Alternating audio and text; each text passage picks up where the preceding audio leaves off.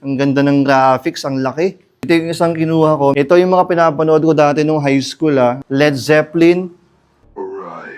What is up, guys? Ayan, mag-unboxing na naman tayo ng mga pinagbibili natin online. Katapusan na naman, so every katapusan ginagawa ko to. Medyo konti lang yung parcels natin today, guys.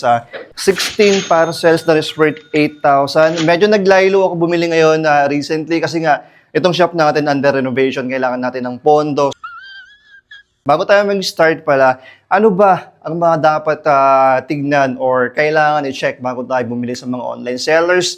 Unang-una, i-check nyo yung account ng seller or yung pinagbibilihan nyo. Kung sa Facebook man yan, mas okay kung magpa-vouch ka or pa-legit check kung legit ba yung seller na pinagbibilihan nyo. Simple lang naman magpa-vouch. Sabihin mo lang sa kanya, Sir, ma'am, okay lang po magpa-vouch kasi first time buyer ako or first time kitang pinagbilhan ng items.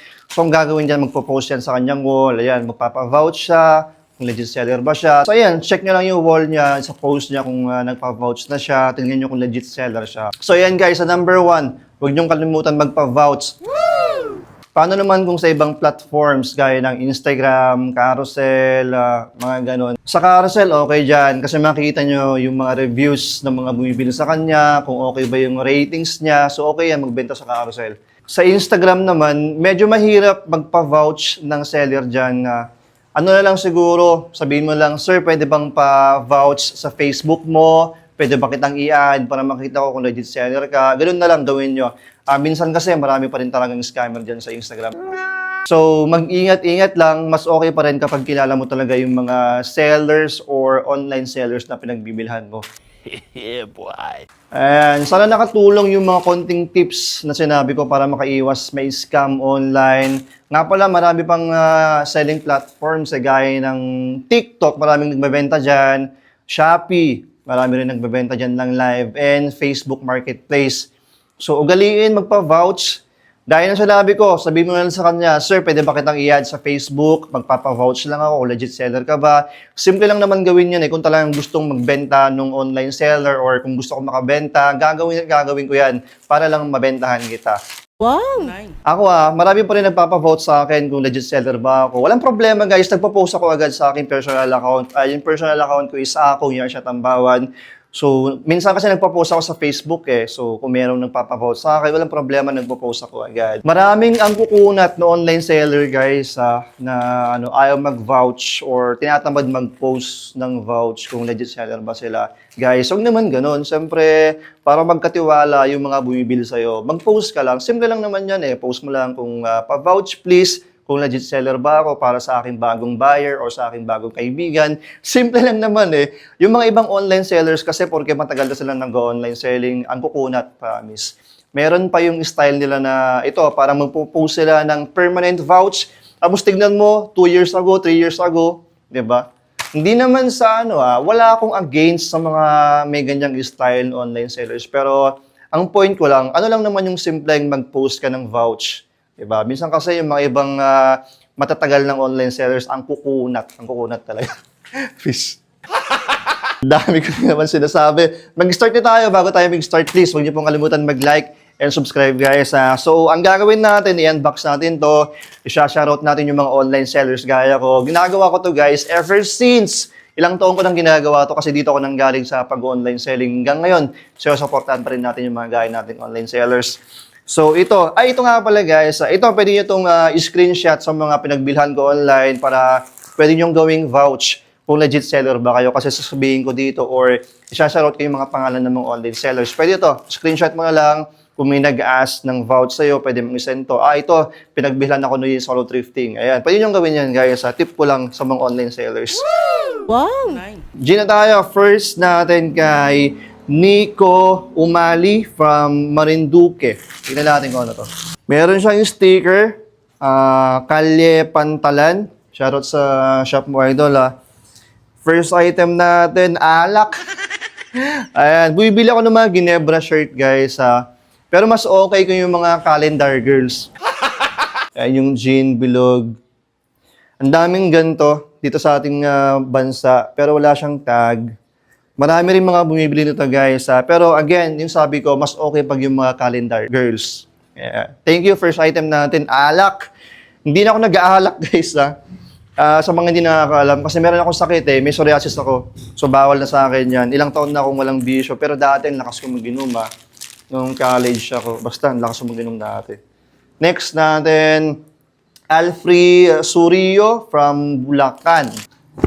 Second item natin, uy, ang ganda nitong Harley Davidson Closer graphics natin, yan, may apoy-apoy.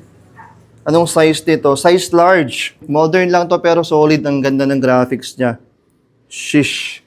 Medyo malayong ilaw natin. Hindi ako makalapit kasi dumidilim Ayan.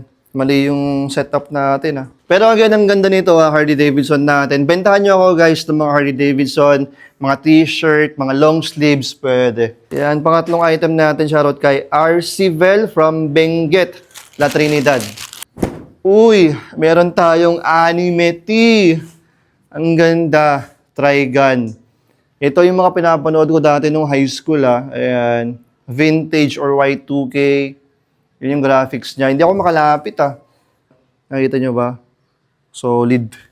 And ito yung harap. May Trigun dito. Yung tag nito is AAA. Shish! Grabe yung pogi nito. Next, shoutout kay Andre Saicon from Negros Oriental. Ito, makisulat pa. Ayan. Sa mga pinagbibilhan ko, pwede nung lagyan ng sulat Sabi niya dito, shoutout idol from Negros Oriental, Baay City. Pa-shoutout na din sa GF ko. Liera, Mariel, pati na rin kay Ace Lanera. Love you idol mo.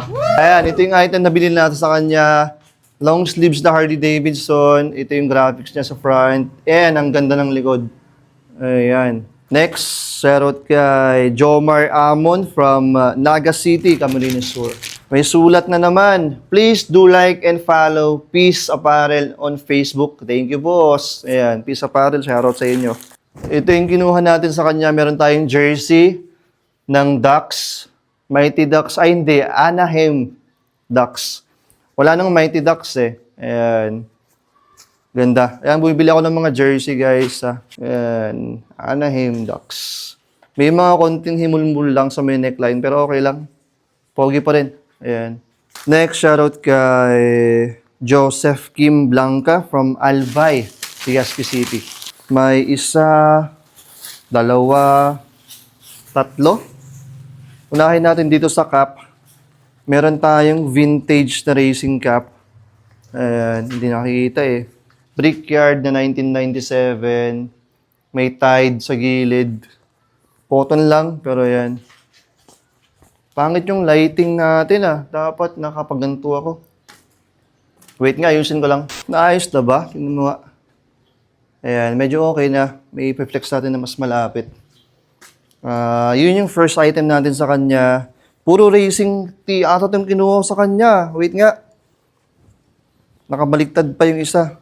Oo nga, puro racing tee pala itong kinuha ko sa kanya. Ito yung isang kinuha ko. Meron tayong Tide. Ganda. FOTL tag. Madumi, sana maalis natin. Sana may babad natin yan. Ang ganda nito. Ito yung pangalawang racing tee na kinuha ko sa kanya. Wait lang, nakapaligtad Sana maalis natin. Ang daming yellowing. Babad lang to, babad lang. Meron tayong Tide. Ang ganda ng graphics. Ang laki. Ang sarap. Grabe. Ayan Shish. Sakto pala itong cap. Tide rin pang terno. Pero ito yung pinakagusto ko nakuha sa kanya. Ang laki. Ayan. Shish. Solid, solid. Shoutout kay RJ from Tansa, Cavite. Meron tayong motorcycle na jersey, Thor. Ginawa ko to kasi gusto kong pang motor-motor lang. Ayan. Kasi alam nyo naman, lagi ako nakamotor kapag nagro-rota ako. Ayan. Ang ganda. Siguro gagamitin ko lang to guys. Kinuha ko lang to para gamitin ko.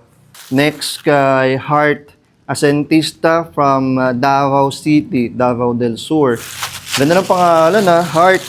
Parang si Heart Evangelista. Crush ko yun Meron tayong love letter galing kay Heart. Thank you po sa pagsuporta boss sa akong shoutout po.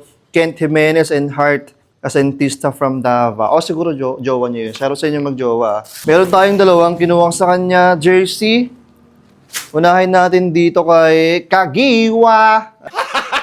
Warm up jersey. Ayan, 47. Ang ganda. Closer natin. Barangay, Ginebra. Shish. And meron tayong, football shirt na long sleeves. Ambro na England. Ayan, wala siyang likod. Pero, ayan. Yun yung front niya. Bumibili ako ng mga football shirt guys, mga kit.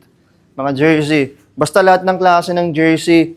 Basketball, football, baseball, hockey, mga ganun, soccer. Ay, sorry, nabuksan ko naman na. Kanino to? Shoutout kay BT Thrift Mo from Tayug, Pangasinan. Ano to? Speaking of football, Ronaldo, Cristiano Ronaldo. Ito yung graphics niya. Ganda. Mga bootleg lang itong mga to, pero ang gaganda kasi ng graphics niya. Ayan, Shish. Next, shoutout kay Marcus Trips from Tagbilaran City, Bohol. By love letter, Ayan. Pa-shoutout Marcus Thrift sa lahat ng mga Boholano, thrifters. Salamat, bossing. Ayan. Pa-shoutout na rin sa GF ko, love you. Hindi ko alam pangalan ng GF mo to, pero sa GF mo, love you, sabi niya. Another jersey. Hockey jersey, Oilers. Ayan. Ganda ng kulay. Ayan, So, bentahan nyo ko ng mga jersey, guys, mga hockey, mga ganito. Basta kahit anong jersey. Pag may sibig sabihin, captain. Ayan. Next.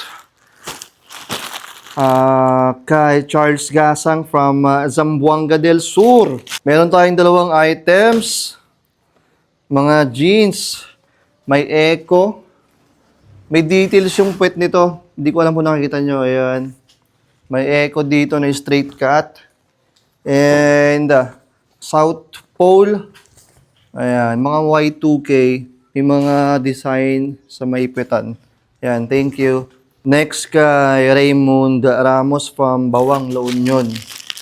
May bahay yung tita ko dyan sa Bawang, La Union. Pag nagbabakasyon kami dyan, pupunta kami dyan And ano itong kinuha ko sa kanya? Meron tayong West Coast choppers. Ito yung back. Ganda. And yan yung front. Ayan. Next, kay Joshua Cero from Bato, Leyte. May Harley Davidson tayo na long sleeves. Ayan na polo. Ito yung front niya. May Harley Davidson dito. Tapos, ito yung likod. May Harley Davidson. Nakaburda. Nakaburda to Tapos, yan, print. Next kay Chad Echave from Kawayan City, Isabel. Tropa natin to. Nadisgrasya to nung kailan lang. Naku, tol. Magpagaling ka kung nanonood ka. Magpagaling ka. Grabe, nakita ko yung tama niya. Dami niyang gas-gas. Tapos yung motor niya. Mag-ingat-ingat sa pagmamotor, guys. Lalo pag ngayon, maulan, madulas. Tapos kung nakainom man kayo, mag-ingat, magdoble-doble ingat pag nakainom kayo nagdadrive. Sayang-sayang yung kapugihan natin kung magagasgasan tayo. And syempre sayang yung motor. Grabe, ang ganda. Meron tayong tie-dye na vintage Led Zeppelin. Ayan. Ang sarap. Wala siyang copyright, pero ayan, cut tag siya, single neck, single stitch sa sleeves, and sa hem. Kung kasya sa akin or maganda yung fit sa akin, susuot ko to, guys. Salamat kay Chad. Again, pagaling ka, tol. Next kay Joey Junsan from Davao del Sur, Davao City. May dalawa tayong items, mga overalls, may dikis. Hindi ko alam kung nakita nyo, guys, pero yan, mga overalls tong mga to.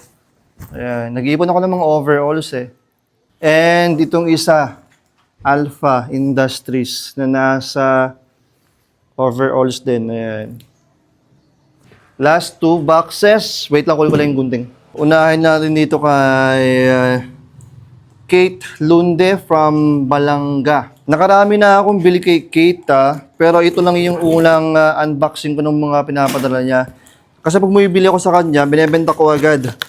Maramihan kasi ako bumili sa kanya ng mga cups Mga 10 pieces, ganun. Kaya kailangan ko i-out agad. Kaya nung mga nakaraang deal namin, hindi ko na siya na-shoutout. Pero ayan, shoutout sa iyo tropa nating online seller. May mga ano siyang benta, mga Bass Pro.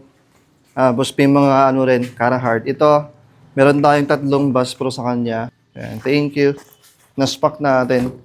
And panghuli, shoutout kay Argel Cabiles from Taguig City.